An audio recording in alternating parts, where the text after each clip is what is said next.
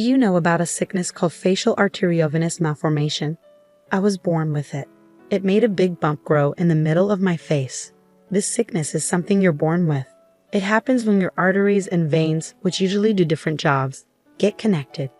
This lets blood flow between them, making a big blood clot. I had to have lots of surgeries when I was young. But each surgery made my face look even more strange. When I was in school, especially in elementary school, the boys in my class teased me a lot. Because of this problem with my face, I felt really bad about myself. No matter how hard I tried, I couldn't hide it. I thought I would never find love or get married. I thought no one could love someone who looked as ugly as me. At least that's what I thought until I met him. Sophia, used to be very negative and lacked confidence, and others could see that about me. While what people said about my illness affected me a bit, it was mainly my family, especially my sister, who made me feel worse. You see, my sister Mia is really beautiful. She has pretty eyes with double eyelids, long eyelashes, and a perfect nose. People often say how lovely she looks. My parents were really proud of her, and they often bought her new clothes, shoes, and hair accessories. But when it came to me, my illness made me look different, and they acted like I didn't matter. They'd say things like, "It would be a shame if Mia was seen with such an ugly sister." Because of this, my parents didn't want me to spend too much time with my sister. Mia didn't care about my illness at all. She treated me like any sister would, even sharing her toys and hair accessories with me. She stood up for me when people said mean things about my face. She was always there when I needed her. I'm so grateful for her kindness. But even though I love Mia and appreciate her support, my parents always favored her. They didn't show much interest in me. For example, even if Mia got average grades, they praised her a lot, saying, "Mia, you're amazing. You're not just pretty, but you're also smart. We're so proud of you." But when I did well on a test, they didn't seem to care. They'd say things like, "Just being smart isn't enough in life. Even if you're not very smart, you can still do well if you're good-looking and friendly. But since you're not pretty, you'll have a tough time." Whenever I found a nice dress I liked, they'd say, "That dress would look great on Mia, but it won't suit you. People will laugh at you if you wear it." And when I wanted to try makeup, they discouraged me, saying, "Makeup won't help much in your case. It's a waste of time." They always compared me to Mia, and everything I did seemed to disappoint them. It made me lose confidence more and more. Mia tried to stand up for me against our parents, but it only made things worse. That's when I realized I didn't really belong in our family, and school wasn't any better. Boys in my class teased me with mean nicknames like Monster or Face Weapon. Some even avoided me, afraid they might catch my illness if they touched me. Even in middle school, things didn't get much better. Some boys would make faces just because I was near them. Even though no one said anything directly to me, I could hear whispers about me. But what really hurt was when I became the target of a cruel game. There was a game where the loser had to confess their feelings to someone in the class, and I was often picked. Of course, I knew they were only confessing because they lost the game, so I always said no. But then they'd go around saying, "I got rejected by that monster girl." One boy even yelled at me for turning him down, saying, "Don't act all high and mighty just because it's a game."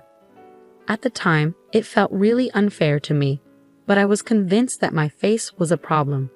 I thought I made people uncomfortable just by being around. I felt guilty. Throughout elementary and middle school, I didn't have any good memories with boys. But there was one exception, just one time, when I fell in love with a boy in my class. It happened in my sophomore year of high school. There was a boy in my class who I ended up sitting next to after the seats were shuffled. He treated me like anyone else, without making fun of me or avoiding me because of my face. He'd say good morning to me every day.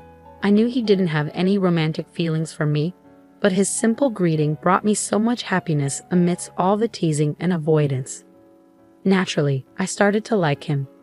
I didn't really want to date him or anything like that. I just wanted our nice interactions to continue. But as time went on, I started to realize that I had feelings for him. After thinking about it a lot, I decided to ask my sister for advice. She told me, "Just be honest with him about how you feel." So after a lot of thinking, I left a letter on his desk telling him how I felt. A few days later, something strange was happening in class when I got there. People were whispering and looking at me. Then the boy came up to me and asked, "Did you leave this letter on my desk?" I nodded silently, looking down at the ground. Suddenly, I heard a ripping sound above me. Pieces of my torn letter were falling around me. It's a hassle when things like this happen. What will you do if rumors start because of this? You fell for me just because I said hi to you. You're so clueless about love. I didn't mean anything by it. If I gave you the wrong idea, I'm sorry, he said. Then the whole class started clapping and cheering. People were saying things like, wow, you're brave, and that's kind of sad, isn't it? After that, everything's a blur. The next thing I knew, I was home. But I don't remember how I got there. All I could feel was guilt and sadness after that. I couldn't bear to go back to school after what happened, so I stopped going altogether. When my parents found out, instead of supporting me, they said, well, he had a point. You caused trouble, so you owe him an apology. They got mad at me for skipping school over something small and tried to make me go back, but I just couldn't bring myself to do it. In the end, I dropped out of high school and isolated myself at home. My older sister was worried about me and tried to reach out, but our parents were harsh. They'd yell at me every morning or barge into my room to insult me, saying things like, you're a disappointment, or we wish we never had you. Every day, I felt more and more hopeless, wondering why I even existed. My sister noticed how bad things were and talked to our grandparents on our mom's side. The next day, they came over to listen to my side of the story. When they heard what happened at school and how our parents reacted, they were furious. They told our parents, we'll take care of her, and rescued me from that situation. My grandparents didn't give up on me, even when I felt hopeless. They faced me with love and support. Alongside my sister, and little by little, I started to heal. Though my thoughts of ending my life quieted down, I couldn't shake off my fear and distrust of guys, no matter how hard I tried. But my grandpa always lifted me up, saying, you'll find happiness in your own way, without needing to get married. We just want you to find joy in whatever path you choose. Forget about that guy who hurt you. Dwelling on him is a waste of time. You have so many bright futures ahead, even though we may not have much time left. My grandma was a constant source of comfort, telling me that as long as I was happy, that's all that mattered. She'd compliment me, saying things like, your skin is radiant, I envy you, or your eyes sparkle like jewels. My sister would often come over to our grandparents' place, and we'd chat and bond. We'd read magazines together, talk about cute makeup, and just enjoy each other's company. After living like this for about 3 years, I started feeling motivated to do something more. I decided to study again to get my high school diploma, which I eventually achieved. Then, I began searching for work I could do from home, and slowly started making money. It wasn't as much as what others made in regular jobs, but compared to the days when I felt trapped and hopeless, I felt like I had come a long way. Living at my grandparents' house, I was still scared of people's comments about my looks, so I stayed indoors. That's when my parents suddenly showed up one day, without even a phone call beforehand. They barged in, saying they needed to talk to me. Out of the blue, they said, there's a marriage proposal for you. The guy is the son of someone important in a medical foundation. He apparently has his own issues and struggles to find a partner, so they're suggesting you.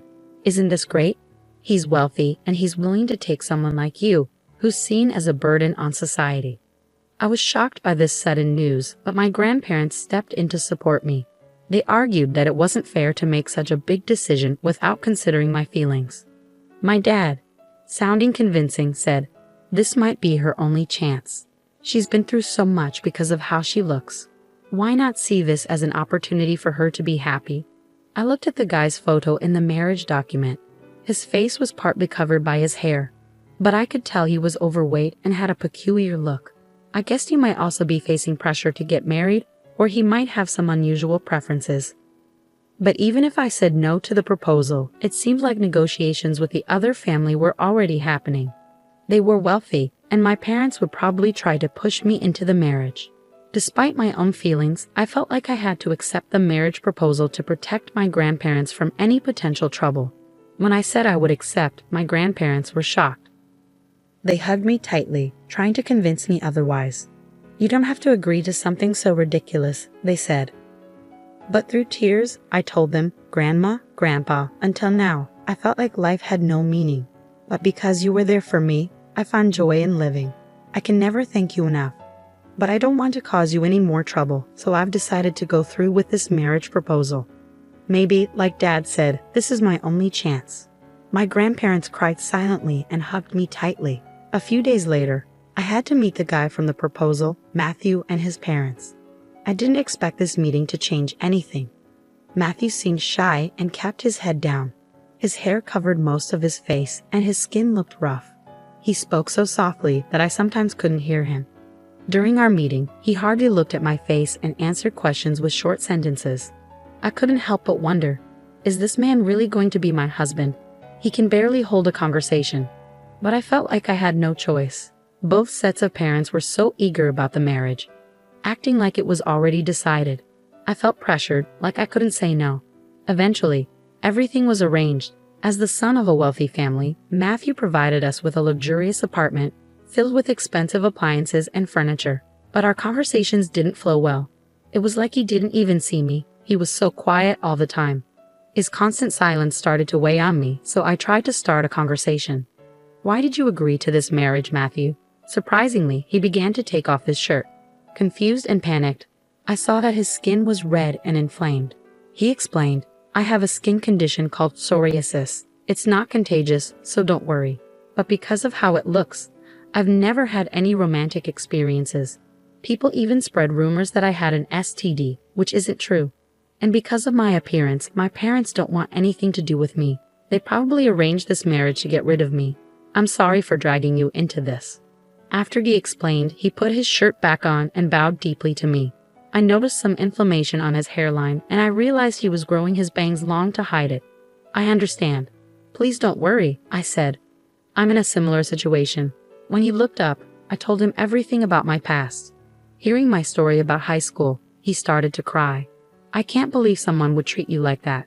It must have been so hard for you. It's awful how people treated you," he said, getting angry on my behalf and offering me comfort. Despite going through his own struggles, Matthew cried and got angry hearing about my past.